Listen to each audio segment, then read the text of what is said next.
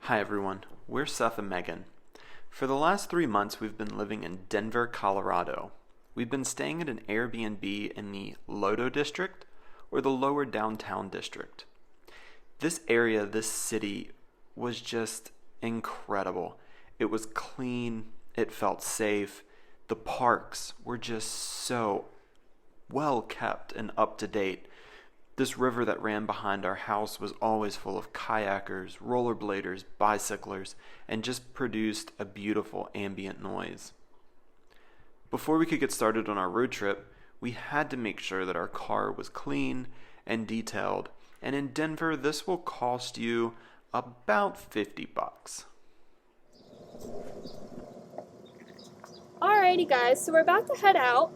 My travel nurse assignment here in Denver is complete. We spent the last 3 months here.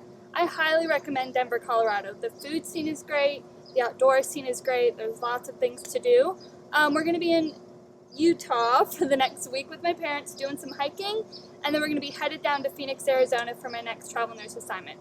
But first, let's take a look at how we pack our car. Okay, so I'm gonna take it from here. Meghan ran inside to a store picking up some supplies.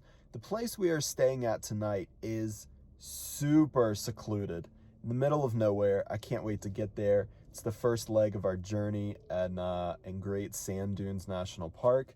But let's take a look at some things inside the vehicle that are huge for us for road tripping, like this. Now, in our console, this is where we keep some very important things. Obviously, Kleenex, very important. I love the spray hand sanitizer. I don't really know, I think we got this at Target, but it doesn't leave your hands sticky. It's super easy to use, and you don't have to worry about dumping half the bottle on your hands in the car. That's a big thing. We have cats, so we pretty much own stock in all companies that make lint rollers. Change, extra cash, just for the simple fact that traveling full time, you never know when you're gonna hit a toll. And coming back here, a tire gauge. Just picked this up from AutoZone. It was like $10. But you know, being in the high elevations and going high to low and driving, you know, thousands of miles like we do, it's great on some stops when you're at a gas station. Just take this out, check your tire pressure, make sure everything's good there. So other than that, you know, we have our keys, which goes to our top, and then to the racks on the top to lock them in place. We just keep those in here. And an extra mask, because COVID. Now, moving up here, this phone holder is new. We just got it the other day because our old one broke. It lasted a good 8 months. It had a good life, provided us with great quality until obviously it broke. But we got this one from Target. I actually like this one better. This one was $29, I think. So pretty cheap. The back here is magnetic. So your cord, for great cord management, just sticks to here. And what I really like about this pad is a touch sensitive pad. So you put your phone against it, it locks your phone into place. These barely stick out past the phone. So then you just squeeze them, take your phone off, or you put your phone back on, boom. Now, this can either attach to the car, or the windshield, or the screen. And it flips all sorts of different ways. It comes in, it comes out. It does all the normal stuff that a cell phone holder does, but this is an absolutely essential part of our travel because I hate plugging my phone in, using CarPlay on the Volkswagen, and just throwing my phone down in here so it's wiggling around. It's in the cup holder in the way of cups. Up here, I can see it. If I get a phone call, I need to answer a phone call, it's right there. If you know, I want to change music. It's all right there, and it's exactly where I can see it. And it's just, I don't know. For me, this is one of the biggest parts of travel. I think this is absolutely essential. Now, next we go to the glove box. This is where we keep usually our most important stuff. So we open this up, and an extra bag of screws. That's actually for something for the cats. But you have to keep napkins. Everywhere you go, you have to keep napkins. Because when you travel full time, and you have someone that's as messy as Meghan is, you're gonna make messes. So, it's essential. Now, I like to keep these folders. This has our keys to the hitch. It has the Allen wrenches to the roof racks, and it has extra keys to the Thule cargo hauler on top. And it's a great place for us to be able to keep all the extra keys and the little tools we need for everything, and to keep them secure in our glove box. Other than that, I keep another folder. This is all car stuff. So anytime we get a road trip inspection done, we get the oil changed, tires rotated, anything, that piece of paper gets folded up in here in like in chronological order of how it happens, and this stays with the car. Obviously, more napkins. Over here, I love this thing. This is the Olight. It is the S30R Baton 3. It is 1500 lumen, super bright, and you can change through all sorts of different settings.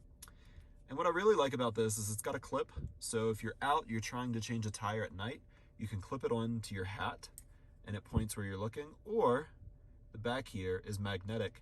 You could essentially stick this on the back of your car if you don't have road flares, and you can turn it on. This thing will last like 8 hours, so people can actually see you. And this is super bright at night.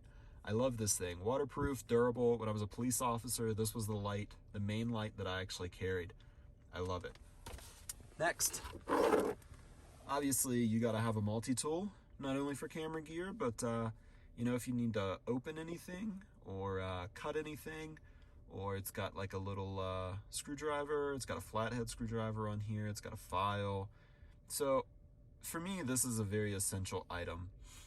And the last thing we have, obviously, the book, and we have a attachment to connect a U-Haul or a trailer. It's just something we keep extra in the car.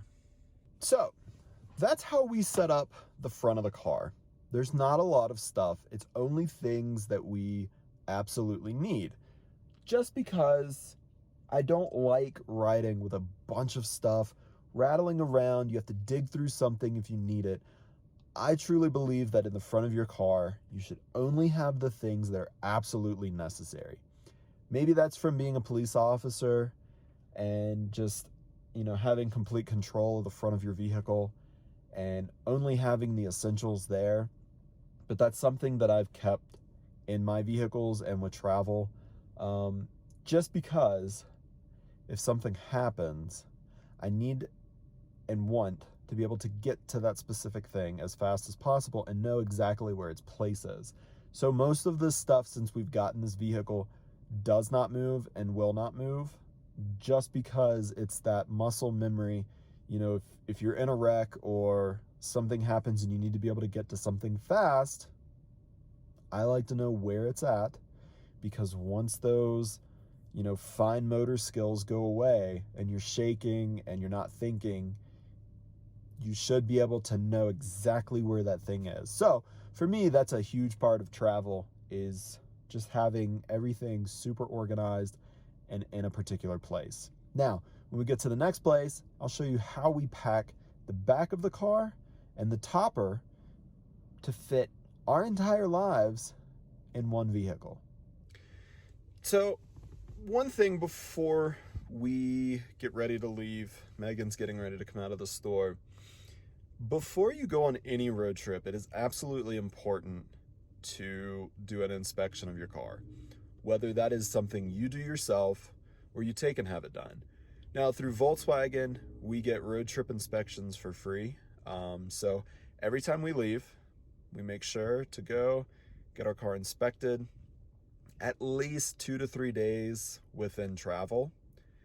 And then usually when we get to where we're going, we'll do another quick inspection of the vehicle. And that's just because we really don't want to break down. And when you're in Utah, if you don't know this, it is incredibly expensive to have your vehicle towed if it's broken down, especially in the area that we're going to be in. It can be upwards of $2,000 to $3,000 to have your vehicle towed 100 miles to the nearest shop. And most of the shops are small shops, and there's not many of them. So from what we've been told and what we've read and what we've researched, it could be anywhere from 3 weeks to 6 months before they get your car in to have it serviced. And it's going to be expensive. So if you're going to Utah, make sure you absolutely take care of your vehicle before you leave. I would say even if you have a rental vehicle, Google how to do a quick inspection of the car and check it out, because it's just not worth it. Having to wait hours on the side of the road, that's not for me. I like to get where I'm going and get there quick.